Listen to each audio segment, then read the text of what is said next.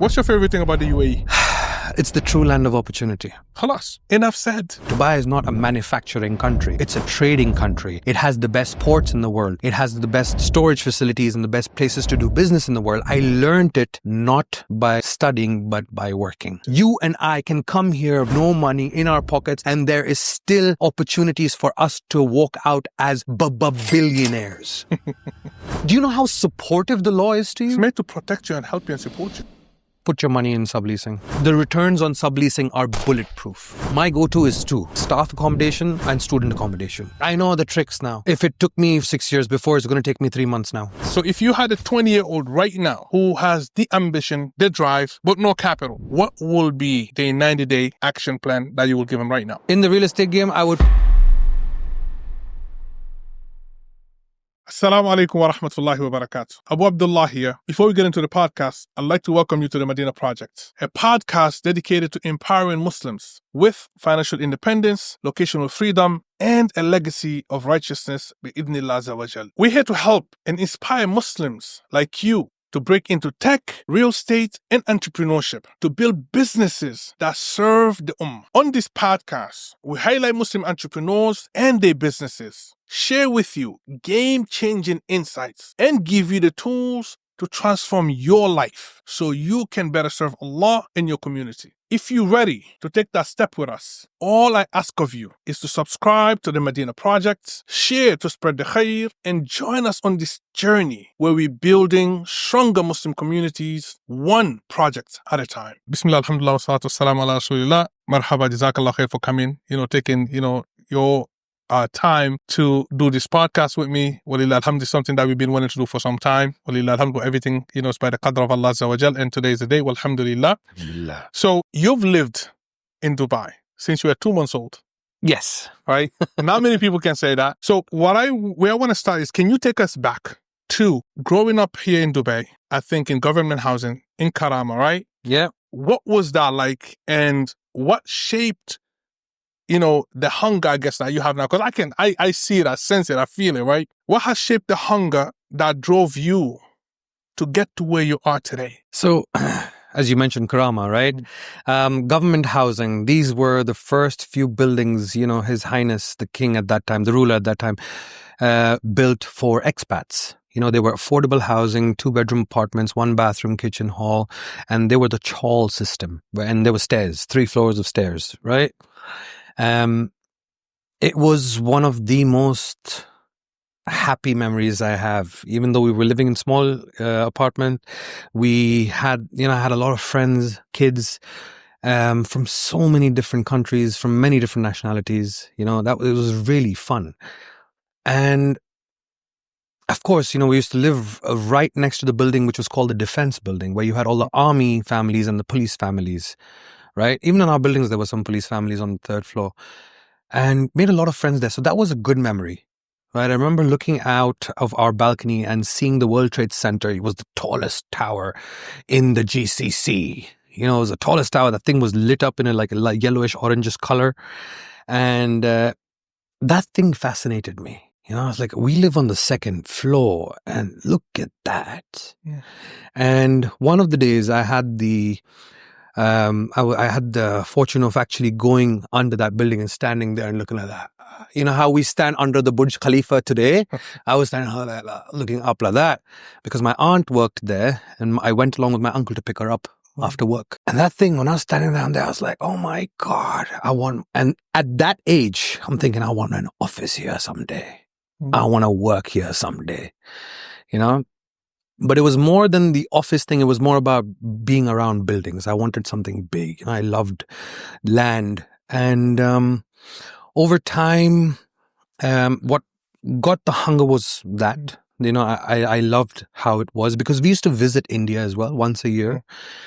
Everything I saw was just Indian. Everyone I saw was just Indian. I was so used to the multicultural culture here. I was looking over here, I have a friend from Yemen. I'm looking over here, I have a friend from the UAE. I'm looking over here, India, Pakistan. I had Bangladeshis. There were some Eastern Europeans living in that building as well, in those days. Wow. I'm talking about, right? So just off the top of my head, I remember probably 8 nationalities already in our building. You know what I mean? And these people were blue collar jobs. These people were working blue collar, white collar jobs, you know, their kids, everyone living on a budget.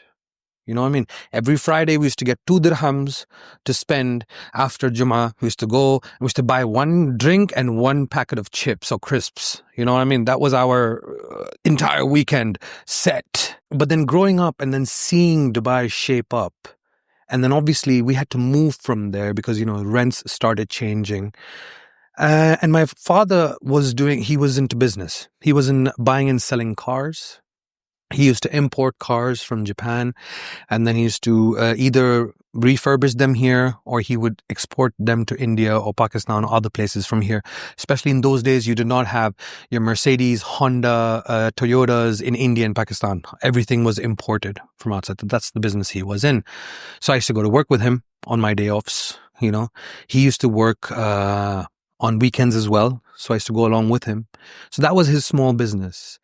And over time, you know, I used to go to school again, even though I was going to an Indian school or a British school, nationalities, right? You got so many different people. The other side of the hunger came in when my dad lost his business. He lost his business and he went, and it affected him badly, like mentally, not just financially, but mentally as well. It affected him really badly. And at that time, my mother, she was working for an airline, Emirates, right? So she was supporting the family while he was trying to get back up. And there have been days where we did not have money to pay electricity bills, and the electricity was cut off and we were sleeping in the heat for a couple of days or sometimes even up to a week in this summer. You know what I mean? So again, there were, you know, different types of things that were fueling my, my ambition, fueling, you know, obviously there was some anger towards the situation, and I learned how to utilize that anger as fuel, you know, rather than just going and breaking something. It was better that I kept it. I used to control it, and then I started using it as fuel to work better, understand I can't give this life to my family. I want my own family. I need this. So for me, it was more of, at that time, I needed tangible goals. You know, I need a 3-bedroom apartment. I need 1 Merc. I need this. I need that. You know, I need to get this sorted, that sorted. So yeah, that was the initial fuel. Saudi Vision 2030 has 30 million pilgrims annually projected. That's 3 times the current capacity. We position ourselves for this boom today. While others wait, alhamdulillah, we've secured properties in Medina. No fear. We see the opportunity and we're going all in. We have long-term leases signed. Renovations already underway. Operating procedures already established. What we need is investment capital to complete what we've started. The minimum investment that we're targeting is $15,000 with a 25% projected return annually. That is a low number for investment and a high return on investment compared to the market. Pilgrimage, Umrah, is recession-proof. Demand exists in good times and bad. Muslims will always visit the city of the Prophet ﷺ. We're looking for a number of founding investors to join us who will get priority on all future investment opportunities. Bi'idhnillah, you'll have direct access to me. You can ask any questions that you need. Investment forms are ready. If you're serious, please fill it out below and we will provide you all the information that you need before you make any commitment. Medina is calling. Will you answer? So you mentioned your father's business collapsing, right? And I believe that triggered you to enter the workforce yourself, right? So I was in a boarding school for a while in India. Okay. Right. My parents packed me off, sent me there. For whatever reason at the time, let's be honest, I was a little bit of a mischievous child, but I had a lot of energy. I had a lot of energy as a child. And because both my parents were working, you know, there was, you know, who's going to take care of us? You know, where am I going to go and give this energy out? They put me in karate classes once. I beat up a child and they had to let me go, kind of a thing. And so my uncle suggested that send to a boarding school. You know, they have people 24/7. So I remember going there when I was in the 7th grade, and 10th grade was when I came back. Right. And when I came back, I was 15. Right. And by that time was when I realized dad's business is gone. Because when I was away, I didn't know what was going on. When I came back and I come home and I see these guys are struggling. Like, they can't pay for my college. They can't pay for my education anymore. They're having troubles paying the rent. They're having troubles paying the electricity bill. So at that time, I kind of, without telling them, I started looking for work. Because I had that 3-month gap. Right. So I started looking for work, and I remember my mom saying, all right, which school do you want to go to? What are we going to do? I was like, can I take a break for a year? She's like, what? But you're going to do? I was like, and then I turned around. That was the most adult thing I ever said to my mom was, can you afford it? And she was silent for like 20 seconds. She was just like, she's looking at me, and she's like, I could see the look on her face. And when she turns out, she's looking at me, and I could see it on her face. It said, the look on her face said, you've grown up. I was like, can you afford it? It's fine. I'm going to take a year's break. I'm going to make the money. I'll go back to school. I'll pay my way through school, right? And because I had a younger brother, they still had to support him with his schooling and everything. And he wasn't like me in terms of the energy. He was a little more sober. He was more calm. He was a little more academic, than I was. I was more the practical guy. So I started working at the age of 15, and man, I enjoyed it. What did you enjoy about that? And I guess that stage, right? And having to go into the workforce at that age, because nowadays 15, they babies, right? 25-year-olds are not working. So what did that teach you about yourself at that age? Not looking back now. There was a word I learned very recently, and it took me back. Someone very close to me said, you are resilient. And I was like, what does that mean? I was like, what does that mean? She's like, you have a lot of resilience. And I looked it up, and then I understood. And instantly in my head, I'm at 15, going from office to office, because I was a door-to-door salesman for refurbished copy machines. Xerox copy machines, the refurbished ones. Yeah. I used to go from office to office, giving my business card, taking their business card, and then sitting in the office the next day or a few days later, and then calling all of them up, following up, trying to set demos for them, stuff like that. So every single building you have seen on Sheikh Zayed Road today, which are not the later buildings, I'm talking about older buildings, I've gone to every single office in those buildings a few times at least. All the way down to Media City, all the way down there, till Marina. I've gone to all those buildings. So I knew which office was where. And that's when I realized a lot of real estate offices. I realized a lot of, I did a few other businesses. So logistics office I had my eyes on them, because a lot of them were real estate, logistics, law. And even the logistics companies, they were general trading companies, but they had logistics wings in them. You know what I mean? So I realized at that age, just fresh out of the 10th grade, I realized there's a lot of trading that goes on in Dubai. I realized, because you're a child, you don't understand a lot of that stuff, that Dubai is not a manufacturing country. It's a trading country. It has the best ports in the world. It has the best storage facilities and the best places to do business in the world. I learned it not by studying, but by working. Practically. So I used to keep my eye on those things, right? I did that for a few months, and I made my first sale. It was the biggest sale for that year what any salesperson had done, with the help of my senior, I'll be honest, because he came in and he talked it out. I did that sale and I resigned. Wow. I left. How big was that sale? It was about 8,000 dirhams. Wow. 8,000 or 9,000 dirhams. But there was no commission for me in that. But I wanted to prove myself that I'm valuable. I'm not going to leave without closing a deal. I stopped liking that work within the first month. Like, this is not where I'm supposed to be. But I ain't no coward. I'm going to do a sale and then I'm going to get out. I did that. I did a sale. I got out. My next target was logistics. Logistics. Is that, so when you say logistics, this is the events thing that you did for about 12 years? No. So events came later. Okay. I did logistics for a few years after that, where again, I was 16. Yeah. Right. Again, this was a part-time thing, and I was learning how the business works, how containers work, where do they go, how do you load them in, what goes inside these containers. I mean, I used to see these ships and these pictures and videos and all this stuff online, and I was like, wow, look at the size of that container, stuff like that. And that fascinated me. So it's a curiosity that led you to go into it. I was like, what goes inside? How do they pack stuff? I've heard cars come in that. How do cars come in that? I mean, boxes, I understand how you can pack boxes, but how do cars come in that? And I've seen 5 cars in one container. I was like, whoa, how? Because again, I'm a 16-year-old kid. I think cars are going to be parked like that. Like, that thing is 40 foot long. How are you going to park 5 cars in there? So curiosity led you into that. Yeah. Okay. And so I joined this logistics yard where they used to de-stuff and stuff containers, loading and unloading, right?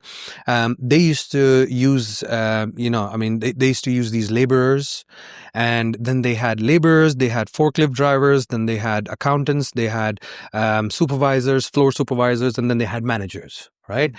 So I was one of the guys who was, I joined and I was desperate, and I was like, I need work. And he's like, first of all, he's like, man, you're a kid. 16. I was like, just forget that. I can be much stronger than I look. He's like, all right, we're going to try you out. This is going to be an internship. I was like, fine, pay me if you like. Because in my head, I'm thinking, I don't need to pay any bills right now. By the time I learned this business, because in my head, I wanted to open a shipping company. You understand? Had a goal. Yeah, I wanted to go and open a shipping company. I was like, yeah, that's what I want to do. So I started doing this, and I was working with those laborers that used to go into the containers, tie the cars to the forklifts, pull the cars out, put the tires, because they remove the tires. They lay it like a carpet. The cars sit on top of that. So you have 4 cars, and the last car is like this on top. Right. Resting on the bottom with a frame on the top at the end.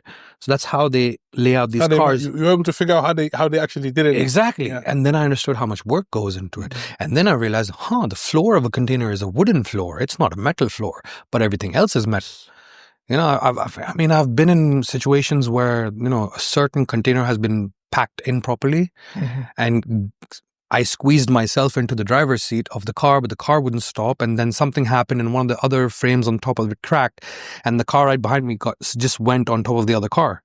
Like, it just, not crushed, but it sat there, making it impossible for me to get out. So how do we get these cars out without damaging them? You know what I mean? Right. So there have been times where I was stuck in a container for 4 hours. Wow. While people are working around, there was ventilation, it wasn't that bad. Yeah. But it's hot. You're talking about August heat. You know what I mean? So I learned what things can be done, what should not be done, how to take that forward.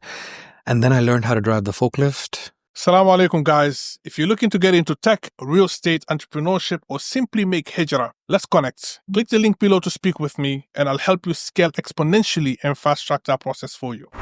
And now let's get back to the podcast. And that was the day. And then once the boss saw me doing it, he ordered another forklift.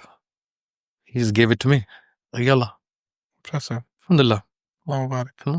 So that was amazing. So I am hearing, so far what I'm hearing is, again, like you said, resilience, but the curiosity is what I keep hearing over and over and over. So I'm interested to hear, I guess, how you transitioned from that, right? This curiosity, I guess, how did it lead you to eventually do events, which I believe you've done for about 12 years, right? Yeah. And eventually, and then from that, moving into the real estate, right, with the 3-bedroom apartment and all that stuff. So I guess what made you realize, so first and foremost, again, what led you to go into events, and then what made you realize out of all of these things that you've tried and tested, that real estate is where you belong? So while I was doing the logistics, right, I did that for a good, say about 1.5 years, 2 years, approximately. I don't remember. It's a little hazy. And then I reached a stage where I was managing the entire yard. I needed to get a place to live, right? I needed a place to live. And the rents, subhanAllah, I mean, I was like, what am I going to do? I have to come back and live in Sharjah. And I did live in Sharjah, by the way. I did stay here on just the other side, in town. It would take me 2 hours to go to work and 2 hours to come back. That's 4 hours of my day, every day gone. You know what I mean? And the frustration in traffic was something different. So I was like, I need to live closer to work. I have to do this. And I would remember I was going building to building in an area I liked. I was going building to building, talking to the watchmen, becoming friends with them, just having a laugh with them, having a chai with them, and getting information about which apartments, how many, are there any sharing units in this place? And then I kind of understood how the subleasing concept works, right? So at that time, I just took up an apartment and I just lived in one room and rented the other rooms out. That way I was saving money on my rent. And I was just paying a little bit for the utilities, which was diva, out of my pocket. But that was it.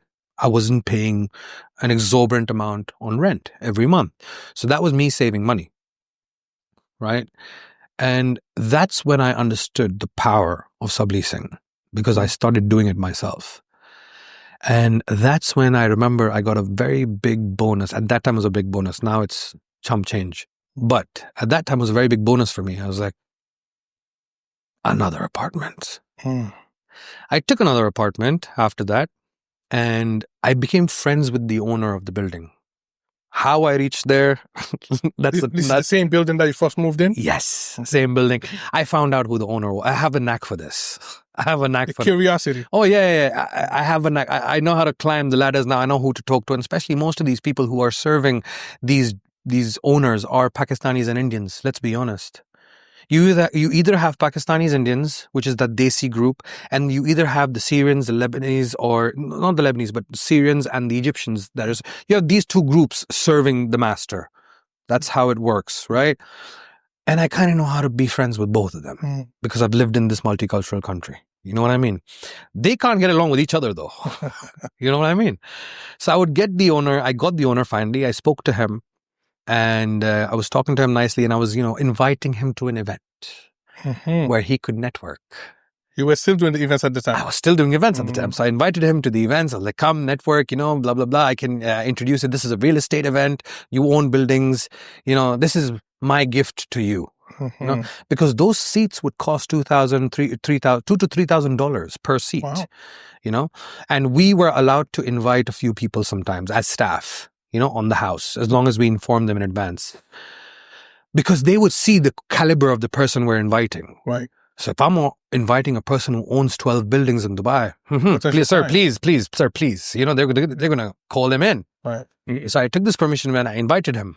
He registered himself, but he didn't come. He didn't show up. And then now he was apologetic because he didn't come.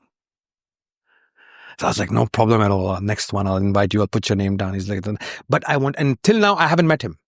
Wow. I haven't seen him so far. I have his ID, but I haven't seen him. Right. So one of the days I get a message. Where are you? And I was like, at home in the building. Come down. As soon as he said, come down, I was like, this guy's downstairs. I went down, met him. The guy actually has chai. He had chai. We had a chai together. And then I, asked him, you have other apartments. It's not right the way they're managing it. Give me one more. He's like, okay. This one's getting empty in a month. It's yours. I'll see how you run it. Then we'll talk about the others. So that was the first one. 6 months later, I got 2 more buildings from him. Buildings, not apartments? Buildings. Wow. But with the buildings, what happened was I got in partners to run it with me. Right? So it just, it kind of, because when you talk about buildings, I still have to pay this guy. So I have to give him a big deposit. I have to give him a first fat check in the beginning. Obviously, I did not have those funds on my own. So I had to pull in partners, right? And it was going all right. So it didn't happen where he gave me 2 buildings immediately. Right. We got these. I got a few more apartments, and then I got another building in another location. That was the first building that I got in. And I realized that I have a knack for this. Even this was me doing this while I had a job, which I was at 12 hours a day most of the time, 10 hours a day minimum most of the time. My involvement, my system worked. Right. My system was flawless. Alhamdulillah.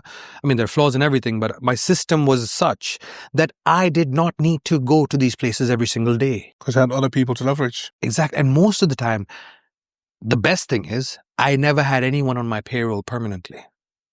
They were all freelancers. They were getting paid as much as work that they do. Amazing. Again, this is a part of my system.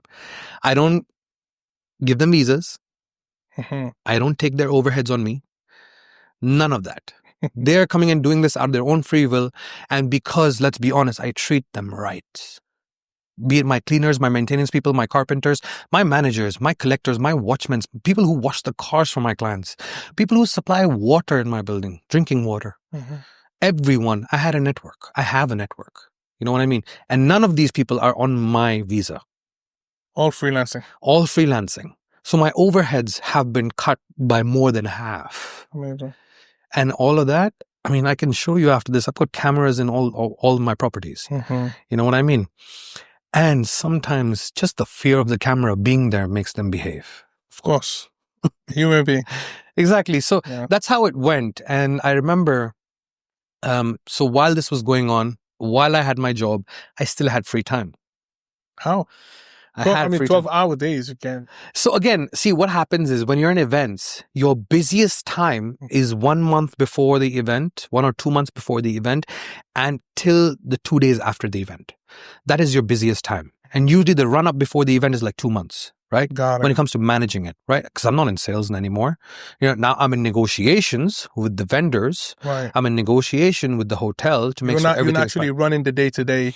Exactly. You're not involved. So what I would do was whenever I had free time, I would plan events for the whole year. To be honest, I just liked it like that. I would plan everything a year out. As soon as I got the calendar of the event, which was somewhere around April, I would book venues for the entire year. Was that a way to buy back your time? Exactly. Because I would finish the bookings, Right. negotiate the rates today, because I know December is going to be a busy season. I know November is going to be a busy season. And the hotels, because I'm booking so far out and because I'm giving them so much business, I had preferred rates from them. Right. I had more, they gave me more priority over others. So I just finished everything, the major stuff out, much far out. And then most of these events were yearly events. So I had to take care of the designing, the brochures, designing the catalogs, designing this, designing that, all of that. So I would have the basic structure, the skeleton of the design from the designers beforehand. If you're serious about making hijrah and gaining financial freedom, stop waiting and start building. Coding for Hijrah gives you the tech skills to land a remote tech job or launch your own business, all for the price of a daily latte. Learn full stack development, AI, no code, and UI UX design fundamentals with a Muslim community that shares your vision. The first 100 students get in for a very, very special offer. Trust me, don't miss this. Click the link in the description and start your journey coding now. Now back to the podcast. Everything is ready. Now what do they need to do? They need to put in the dates. They need to put in this. They need to put in that. Later on, the speakers will come in. You need to put in the speaker name, blah, blah, blah, blah, blah, We blah, have blah, the blah. framework for everything. Framework would be ready. Interesting. So I had the extra time. And so at that time, I remember I got into another business where we were importing skincare products from Thailand and Philippines to Dubai. Okay. We were importing over here. We were manufacturing. First, we were buying other products from other people, other brands. And then we started manufacturing. So I had a partner with me then. I had one partner in Thailand, one partner in the Philippines who were managing it over there. And I would handle the distribution over here. We were doing it in small quantities, but it was decent. It was really good. That's when I remember I got news from a local friend that everything is going to shut down. COVID was about to come. COVID was about to hit us, right?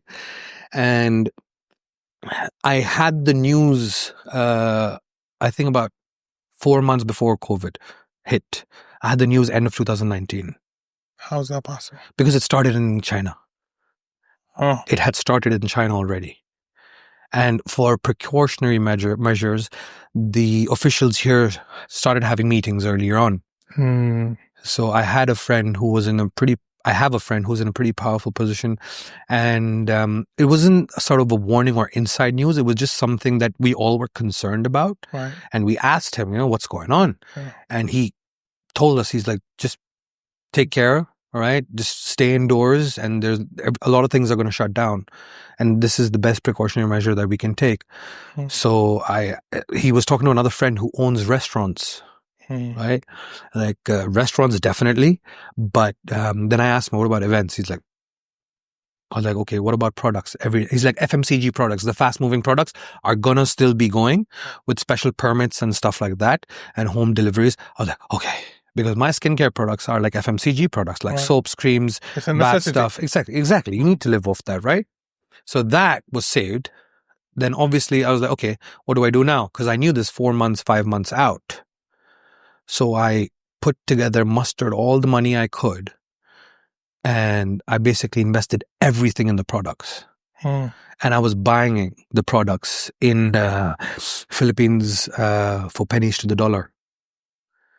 And that was I can not gamble would be the haram word for it, but I could see it. It was a calculated risk I was taking, right? That's what I did. I invested a lot over there, and a month later I resigned. From the events? It was going to shut down. Right. So, and then so you continue with the skincare and the real estate? But what about the real estate? I mean, I'm coming to that. Also was hit right by I'm coming to that. Yeah. So with the events, I had planned to resign in my head a year before. Okay. But I was, delaying it. The salary was good. This is an autopilot thing for me. It's easy for me. And then I was like, you know what? This is a sign from Allah for me to get rid of this thing now. I need to stop. I need to get out of it. You know what I mean? I can make those 10 to 12 hours work better for me outside. And that's what I did. I resigned. I set up everything in a very small office, the skincare distribution and everything. I set it up in a very small office. In my house, I set up an office in the house, right? I took a 3-bedroom apartment imagine that, just before lockdown, I'm taking a 3-bedroom apartment and the entire living room was stock. Amazing. And I rented the other 2 bedrooms out. I lived in 1 bedroom myself and I was packing and, sending out packages myself because I couldn't have anyone working for me at the time. And what happened with the apartments and the buildings that I had, look, some of them were working from home. So they compensated, they paid. But there were many people who couldn't afford it. Many people who lost their jobs. They lost their jobs and they're like, brother, what can I do? And in terms of paying rent and whatnot. Can you help me? I'll pay you here. I'll pay you there. You have people living in your units who lost their jobs. Some of them cannot pay now. Yeah. Now, what I do is I can't tell them to get out. Right. It's just, what if I was in that situation? Right? So I told them, look, my contract for this unit is till this date. Don't pay me anything. It's fine. If you can pay me later on, if you find a job, thank you. If you don't worry about it, but you need to get out at this date. Right. Don't worry about the next 2 months. Don't worry about the next 3 months, stuff like that. So I did lose a lot of units. And obviously, the landlords who I had the buildings from, they were really helpful as well. They understood. They did help me with discounts and they understood how many units were occupied and stuff. So I got through that. But I didn't really feel, alhamdulillah, I didn't really feel the pinch on that side of things. Alhamdulillah. You having lived here since you were 2 months old, right? I mean, you've seen the transformation of not just Dubai, but the entire UAE, which to me is really amazing, right? Like, I don't know, if you ever sit down and really just kind of go back in time and say, look at that and say, that used to be barren. I can see that, I see those buildings grow from the ground. Right? Oh, yes. But my question to you is, what makes Dubai, and really I don't just want to say Dubai, but I want to say the entire UAE, but specifically Dubai. What makes it different from any other city for building wealth? And why do most people miss these opportunities that's been here for, ever since you can remember? Since you were in your teens and until now, right? What makes it the best and why are people still missing those opportunities? Because they think that it's first of all, this is from the Desi's perspective, Indians, Pakistani. A lot of them think, oh, this is not my country. I'm going to go back someday. That's the first wrong mentality you have. Because guess what? You spent your entire life here. Your kids are here. Do you think your kids who were born here are going to go back? Do you think they're going to adjust to the life back home? Hell no. And you shouldn't even calling it back home. That's just your passport home. And that's about it. And that is one mentality that really messes people up. That's why they miss opportunities. Yes, they miss the opportunities. Oh. And they start comparing it. The second thing is they start comparing it to stuff that has happened 20 years ago. Or, like the 2008 crash. Yes. That didn't happen because of Dubai. It happened because of it was a global thing, right? And do they actually take the time out to understand what are the changes that have happened since then to make sure that does not happen again? You know what I mean? There are so many rules that have been put in place and that are crucial for Dubai's success. Let's be honest, the leadership. Yeah. It's visionary. You will not find this leadership anywhere else in the world. I can say that with every single dollar that I own, every single ounce of breath I have in my body. You will not see this kind of leadership anywhere in the world. Tell me which leader in the world goes and has coffee and snacks in a mall in the middle of the day. With the people. With the people. Around. Yeah. Which leader or the crown prince has morning jogging events with hundreds of thousands of people, and he's openly running with them. Yeah. Where does that happen? Only here. They're loved. You have to understand they're loved, and they're just not loved blindly. Yeah. Because they do what they do for not just their own people, which is amazing, tremendously amazing, but they do for every single resident in this place. Every single resident. You and I can come here bare bottom, no money in our pockets, and there is still opportunities for us to walk out as billionaires. And you can do that within a span of a decade or two. We've seen it happen. There's people that it's happening, right? The support you get over here, you're not going to get there anywhere else. The systems, the processes, the ease of doing I've done businesses in 4 different countries, right? And by far, hands down, it's Dubai that is the easiest for me. Oh, this is expensive. Oh, that license cost is expensive. Oh, okay. Do you pay any taxes? Okay. Is your money safe? Yeah. Do you have control over your money? How much taxes do you pay back in India? Yeah. Oh, how much taxes do you pay in the Philippines? How much taxes do you pay in Pakistan? How much taxes do you pay here? How much taxes do you pay in the US, in Australia? And when you talk about real estate, let's talk real estate. Why people are missing out opportunities? Oh, in their head, they still want to invest back home. Let's be honest. Yeah. You're not going there. You didn't go back, like you said. I think a very important point, which applies to immigrants everywhere, right? We've seen it happen in the States. We've seen it. I speak to my parents about this a lot, right?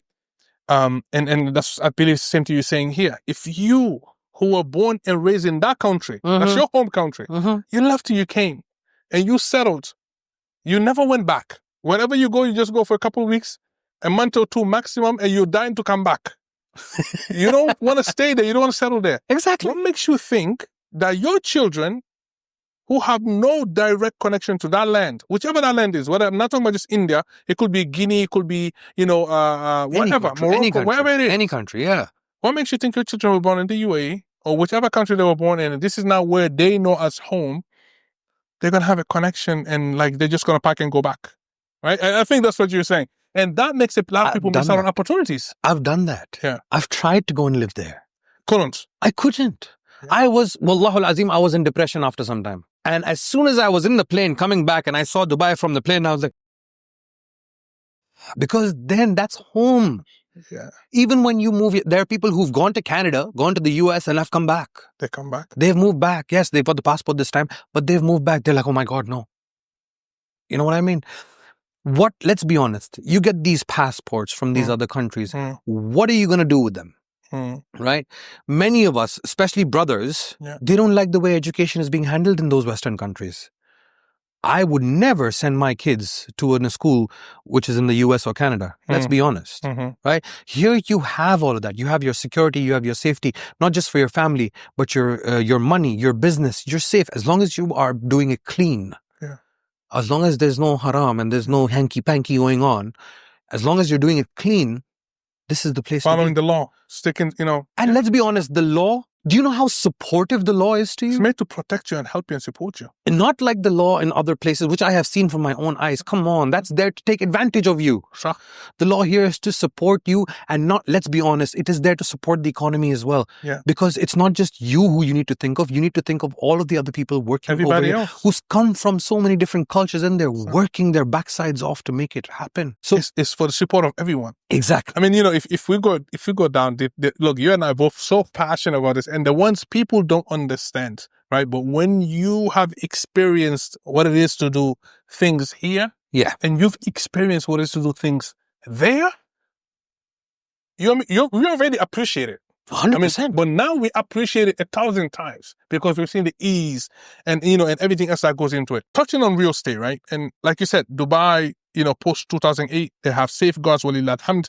There's so many things, escrow, accounts, land ownership rules, DTI caps that have been put into place, all to avoid what happened and to protect 100%. Everyone's investments, right? 100%. So my question to you is, for someone now, and we spoke about this before we started, for a lot of people that's coming from other places that are eager to invest here, if someone was to come with, let's say, $50,000, $100,000, what would you say is the smartest entry point for them in this day and age? $100,000, which is roughly translated to 365,000 dirhams. Put your money in subleasing. Subleasing. Why? And do it with someone who is experienced. Don't do it with me. Do it with someone who is experienced if you don't want to do it with me. My point is, A, the returns on subleasing are bulletproof. Okay, go dive into that a bit, because all right, this is I'm really interested in this myself. It's fine. Subleasing, what happens is I'll give it to you in the most simplest form. Subleasing is where you lease the building from the owner. You bring it under your management. You pay him a certain amount, and now the building is yours. You have a contract with that person that you can sublease it to others. You're leasing it, and then you will sublease it. And you have the right, and you're protected. And exactly. We have a contract from, it's called an ijari. It's called a contract, which is the contract of addendum, which is from the government of the UAE. You have the stamp. Right. You have that stamp. He cannot take the building back during that time. He cannot. If there is an issue, what happens is he has to, so say for example, he suddenly wants you to vacate. Yeah. He has to produce issues that you are creating, for example. Which are valid. Which are valid. There are people, let's be honest, there have been some bad activities that have happened in Dubai. Let's be honest. This is a place where people are coming from many different places. Yes. There are some activities, some trafficking, some whatever that has happened previously. Or even simple stuff like partying and drinking and creating a chaos. You know what I mean? Right. He has the right. The right to remove them. Exactly. Not paid, creating havoc. He has the right to remove them. However, he can't just come out and like, pack up, get out. He can't do that. Go through the law. Exactly. The law is not only there to protect him, but to you too. But let's be honest, let's just be respectful, all right? Right, that's it. In all my properties, no one is allowed to drink. No one is allowed to smoke. You want to smoke, you get out of the building and you smoke over there. Or if you have a balcony, you go out into the balcony and you smoke over there, right? None of that stuff happens inside. These are some of my rules, right? I don't allow visitors inside the house unless it's pre-approved, right? If you have your mom coming in, your father coming in, your sister coming in, I need to know a week before they come in. Amazing. Right? This is simple stuff. Yeah. Because if you don't inform me and she complains, and then later on, when she is getting in someone, you tell me, oh, she's getting in someone. I'm like, hello, this rule is for everyone. For everyone. So simple. I take the apartment or a unit on a lease, right? I get the permission from the owner that I want to sublease this. There are a few different aspects that we can do this with, right? The most well-known aspect is the Airbnb, which I personally don't like as much. Again, everyone to their own, to each their own. The reason I don't like Airbnbs too much, it is because there's too many days that it is vacant. You know what I mean? For me, that's just not acceptable. So what's your go-to? My go-to is two. One is staff accommodation and student accommodation. Student accommodation? Yes, I do have student accommodations as well. Alhamdulillah, yeah. Okay. So the staff accommodation, I've heard, this is where you're renting out to companies who have their own employees? So again, within that you have A and B. Okay. Right? You have the B where you have a small group of employees coming to you themselves. They come directly. Yeah, they come directly. Okay. And, they're like, sir, please help us out. We want to live over here, blah, blah, blah. The accommodation the company is giving us is very far away. We want a good rate. We're coming in like 6 of us, 7 of us, we want like 4 rooms or 3 rooms. It's like subletting. This is subletting. Okay. This is 100% subletting. Right. So there'll be, for example, I just gave it out to a company now, which is in Dubai, and their company is literally like walking distance from there. They basically took an entire apartment from me, right? But then what I do is I furnish the entire apartment. I make sure that all the appliances are there, from the fridge to the washing machine to everything except the cooking utensils. Yep. Apart from that, you have all the furniture that you require, study tables, chairs, beds, mattresses, blah, blah, blah, blah, blah, everything. And the beauty here is you're not under contract.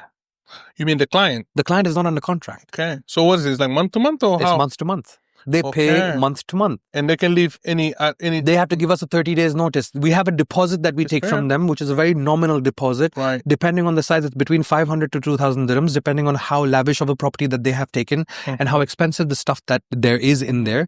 And what they do is, rather than them taking the headache of paying 3 checks or 4 checks or 6 checks in advance, they pay us month to month, and, they either deposit it or they give us cash or whatever it is. And I make sure I do the weekly cleaning from my side of the common areas. Any issues that come up, 12 hours is what my timeline is to solve. 12 working hours. Amazing. Is what I need to solve that issue for you. So if they have like plumbing or anything like everything. that, you have your guys on. Your light starts flickering. You take a small video of that, send it to my guy. he sends the guy with the exact same light because he's seen in the video which light it is. So the maintenance guy comes with the light, changes it, bum, and leaves. It's gone. Any issue, you have a leakage on the shataf or the shower or something, you send a small video, 3 seconds, 4 seconds, bum, done. The guy comes in, he fixes it, and he goes. Ever wish you could build your own app but don't know how to code? Build Fast is a 60-day AI-powered program where complete beginners build 7 real apps using AI tools like Cursor, Supabase, Cloud Code, and other tools. No experience needed. You learn by doing with expert coaching, a modern tech stack, and career-ready projects all in just 2 months. In fact, in the first 30 days, you'll be able to build and deploy your first app. Only 12 spots in the founding cohort. Applications close July 31st. Link in the description. Apply now before it's too late. So for you, this is monthly. So for them, they pay monthly. You're removing the headache and the pressure of, again, 3-4 checks, whatever. And you also getting that monthly payment, so no vacancies, no day-to-day. So you're not doing daily rentals. No. Interesting.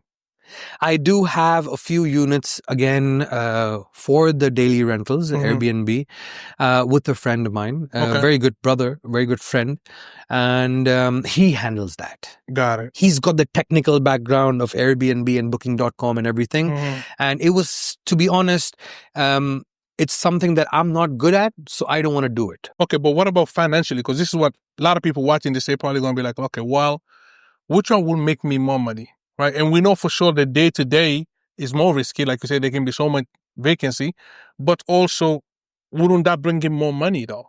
No, see, now it balances itself out. Got it. Everything balances out. You know what I mean? Oh, Airbnb is going to make me 20% of my property's value. No, it does not. Because in Airbnb, you have to, put the interiors like it's in a hotel. Because you compete against the hotels. More. You're competing against hotels. Your overheads are high before you even start. You know what I mean? Your overheads are high before you even start. You have to have a TV, you have to have a Netflix connection, you have to have this, you have to have that, you have to have this. You have to have so many things in an Airbnb. For me, I give strong furniture, wooden furniture, brand new mattress every single time a tenant changes, brand new mattress, deep cleaning, sanitization, everything. Even the shower curtains I change every time a tenant changes because just as hygienic, to be very honest with you. Even the pillows change every time a tenant goes. But I don't need to give them a TV. I don't need to give them towels. I don't need to give them bed sheets. I don't need to give them. So if they want that, they buy themselves. Yeah, that's simple stuff. Right. And they can take it with them when they leave as well. Yes, take it. Take the pillows with you as well. Take the mattress with you as well. As long as you've lived with us for a number of months. That's it. This is the MBA for me, even for the viewers, right? Yes. So in terms of returns, and I know there's something, by the way, we're going to talk about this offline, inshallah, but right now, I really want to give him a little, kind of like insight on this. You have something, I believe, that you call the 3X return or something that you do with the 3X return when it comes to real estate in Dubai, right? Yeah. So we'll call it the 3X return framework. And I'll shock you when we're done with this, by the way. I'll show you something on my computer, inshallah. So I want to look at it from 2 different angles. So when we talk about subleasing, and when we talk about buying property, so which one of these are you able to apply that framework in, or is it both? Like when we talk about subleasing, what kind of framework we're talking about? What kind of returns are we talking about on investment? Look, with subleasing, you're looking at approximately, it's higher than buying property, but then again, some properties, specifically individual opportunities, are more than subleasing. But those are really rare. Depends. Those are not that rare. You just need to have a magnifying glass that you need to look under. Okay. Look at it from. You know what I mean? You have to understand how it works.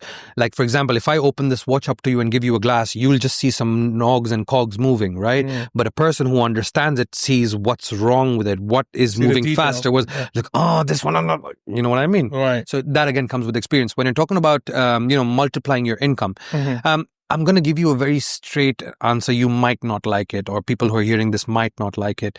Subleasing will give you approximately 20 to 30% on an average in terms of income. Annually. Which is great, which is fantastic. But why? Some people think that's like a bad thing. They want 100 or 200x. Then go and put your money in a gamble and then lose that money and then you see what happens. Yeah. Because guess what? The gambling thing will tell you, you can win $1 million right now. Yeah, you can, but you will lose it. You will lose. You can lose the it as odds well. of you winning are 1 in a million versus here. Okay, so 30%, which is 20 to 30%. I'm being very realistic. Which beats almost every other way of investing. The Exactly. market, rents, whatever else. But you have to understand this is a long-term game. Okay. Right? You have to look at it as a minimum. If you're doing this as an investor, yes, you can get in 1 year and you can get out as long as the property is not in your name. You are not tied in legally. Right. You know what I mean? This is just the one Say, for example, my project. For example, you're an investor. You put in the money. I have a contract with you. We sign it, get it stamped, done. Money comes in. All the headache is on me because the property is on me. The license is on me. All of the tenants are going to come and catch my neck if something goes wrong, not yours. And the landlord. And the landlord, exactly. And no, even the landlord, no. He's like, yeah. Here, the headache is mine. Right. You know what I mean? Even the landlord, he's chill. I mean, even him, he's going to come back to you. Exactly. He's going to come back to me as well. So that way, what happens is we take all of the stress. We basically, the reason why we have leverage in this case and why we charge what we charge and why we do what we do is because we understand the game. Right? And where we're giving the agent, now, again, I work on this 100% halal because I will not tell you, okay, you have given me $1 million and I'm going to give you 25% fix annually because that becomes... That's not permissible. Exactly. So you have a certain percentage in the profit that comes out. Yes. And whatever profit that comes out, the percentage of that profit goes to you, which roughly, I keep saying, is between 20 to 30%. So, I'll be honest, some properties go over. Some properties do go over. Right. Some properties do go under. But the worst I've seen, the worst in my last, decade of subleasing, the worst I've seen is 10%. That still beats the market. Or we can say that, you know what I mean? That beats real estate. Market 8-10%. That beats real estate buying in many cases. Yeah. And renting, for sure, because renting you're looking at 6 to 8% at best, right? Exactly. So, okay, the worst at 10%, which is amazing. I have seen that in the bad market. Got you. Okay, but we're saying, generally speaking, 20 to 30%. So you're saying, just so people can understand what we're saying here, you put in, let's say, $100,000. We're talking you can roughly earn, bi'idhnillah, 20 to 30K annually on that 100K. Give or take, 20 to 30%. Give or take. Yes. Yeah, give or take. Yes, annually you no can earn guarantees, that much. but give or take. Yeah, 100%. 100%. You put in 100K, you get back in profits $20,000 to $30,000 annually, which is amazing, which is unbelievable. Keeping in mind, I'm going to be straight with you. Once the investment comes in, it doesn't start the next month. Many people start paying you back the next month. Right. They just take your money and they start paying you back from it. I'm being very straight from you. This is like a Ponzi scheme. Not a Ponzi scheme. Look, they will make the money in other projects, right? The point is, I am very transparent. It's like one of those. Yeah, I'm very transparent. Look, because when the money comes in, let's be honest, you're not the only investor. I have 3 other investors. I need all the money to come in before I take that specific project. For example, I'm doing a building, right? Let's talk about one of the Karama, like right? Hometown for me, right? Yeah. Home ground. We take Karama. The minimum at the moment right now for a building there is 1.5 million. Yearly. Yearly rental. Okay. But then people tend to forget there's a deposit of 10%. Yep. There's a commission of 10% that needs to go to the agents. We negotiate that down. But then again, there's still these payments. Then furnishing the place. Sometimes you have to rehab the building. Exactly. We have to make it habitable, right? We have to have all those washing machines, all the fridges, all the microwaves, all the beds, all the mattresses, all the curtains, everything needs to go in, right? Then we start renting it out. So even when we're taking the building from the owner, we take 1 or 2 months grace period. Right. Same thing when the money comes in, we inform the investors that, look, the money's sitting here right now. When the check goes in, that's when we start getting the contract. We get the handover of the building, right? And I'm very transparent. Look, we have 1 month grace period right now. We need to set the building up, right? And what we do is we give them updates, right? Pictures, videos, stuff like that. And that's when your income starts, when the building actually starts making money. Simple as that. So generally speaking, so let's say if I was to invest, realistically speaking, if I was to invest today, let's say January 1st, how long am I looking before I can start seeing my returns? 2 to 3 months. 2 to 3 months. Okay, because that's what it takes you to set up. Okay, and And maximum Okay, gotcha. maximum 2 to 3 months. Okay. Can happen in 1 month also. Right. And what about payouts? How does that work? Is that like monthly, quarterly? How do you guys Usually we target quarterly. quarterly? Yeah, because what happens, look, there are people who give it to you monthly as well. Yeah. What we can do monthly after the building has come into a cycle. Okay, now it's already flowing. Yeah. Okay. And in terms of the investment, the life cycle of the investment with an investor, are they generally speaking, because obviously, like you said, it's real estate, there has to be a minimum time frame.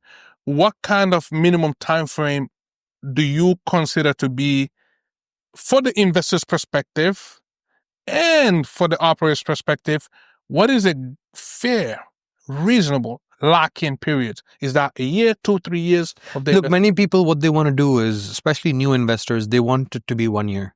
Because they're a little eager, they're they're a little restless. They don't, new investors, they don't have the sabr, they don't understand. Right. It's like going to the gym for the first time and looking at your muscles. No, it doesn't happen like that. Right. But they want that 1 year, Mm. so I give them that 1 year, Mm. right?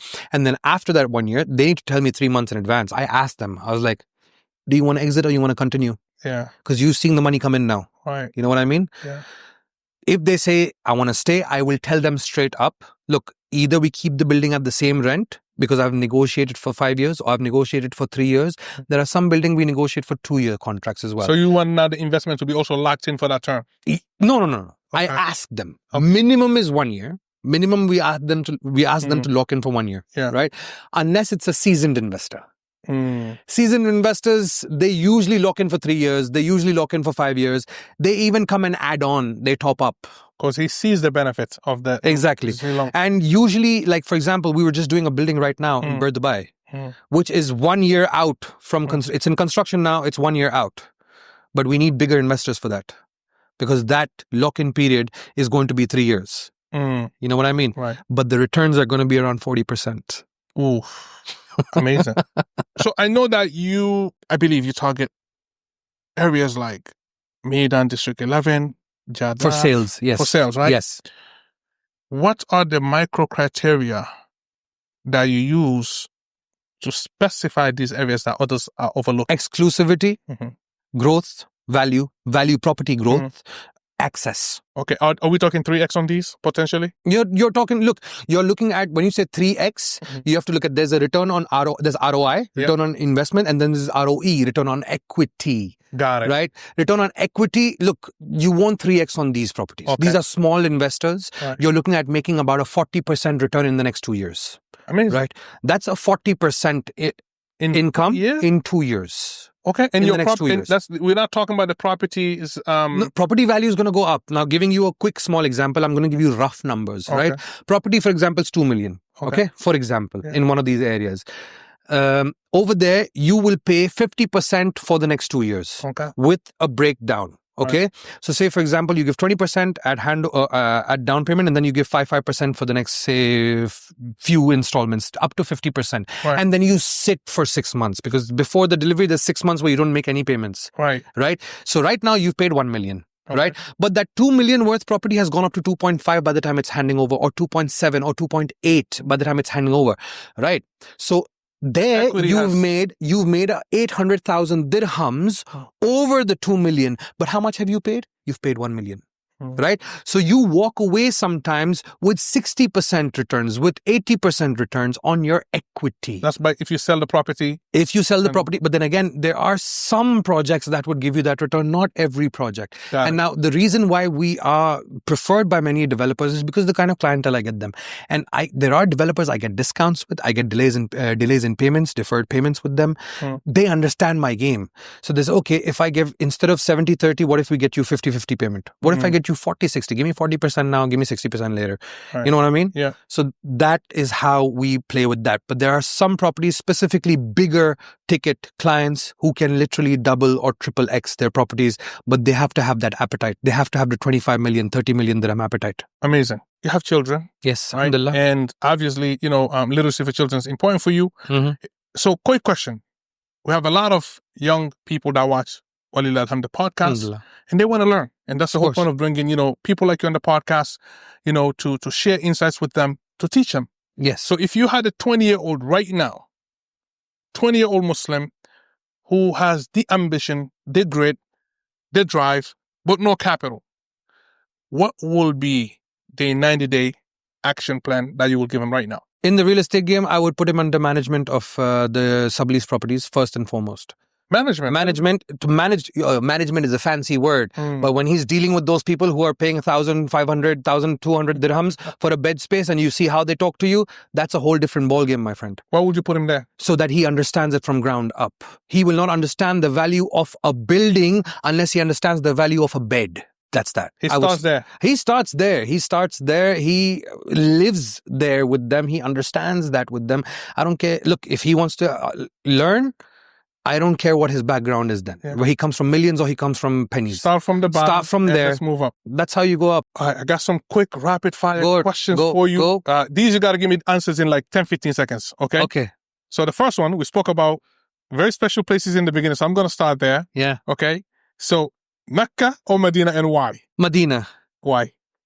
Because everything just, it puts me at peace.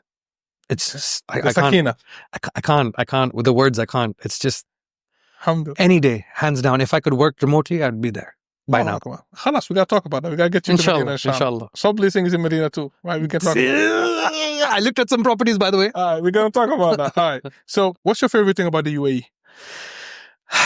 It's the true land of opportunity. Khalas. Okay.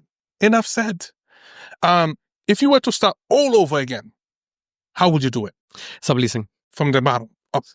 Bottom up. You're willing to go do the bed space, start from the bottom, learn it all. I know the tricks now. If it took me 5 years or 6 years before, it's going to take me 3 months now. Amazing. 3 things. If you didn't have in place right now, you wouldn't be able to be where you are today. Faith in myself, first of all, right? That I'm being taken care of. I am blessed, right? By Allah 100%. If I need to, I know that. I need to believe in that. You have to believe that you are blessed by him, that you are under his protection. That's one. Second thing, there is no turning back. There's no giving up. You get punched 10 times, you get up the 11th. You just don't stop. Third, you do it for something bigger than you. One last one. One area in Dubai you will never invest in, why? Controversial. No, I mean, there are areas I wouldn't invest in. Look, never or now? Okay, that's a good question. That's a good way to put it. I guess not. The next few years, I wouldn't invest. For me personally, I wouldn't invest in Dubai South near the airport for residential units. Okay. I don't want to live next to an airport. Got it. But airport's moving. No. I'm talking about Dubai South. Got you. Dubai South, the new airport, the world's biggest airport where flights are going to come in and go every 5 seconds. I don't want... Okay, but you will do commercial. 100%. Okay. Hands down, 100%. Amazing. Masterclass, guys. I don't know what to say. I wish we had more time, but inshallah, maybe we do a part 2. We have to, inshallah. Because let's make it more professional the next time in terms of, inshallah. I really appreciate you coming out. I really appreciate all the insights. This was a masterclass for me, first and foremost, wallah. And so much I want to discuss offline. We got to link up before I leave here. 100%. Privately, 100%. Let's sit down, let's have dinner. Let's go for dinner. Yeah, let's do that. And talk more about this. And then, inshallah, we'll be happy to share the insights with everybody that's watching me. Jazakallah khairan. I appreciate you. Beautiful meeting you. Beautiful learning from you. Jazakallah khairan. With that, we'll end. Subhanakallahumma wa bihamdik. Ashhadu an la ilaha illa anta astaghfiruka wa atubu ilayk. Jazakallah khair.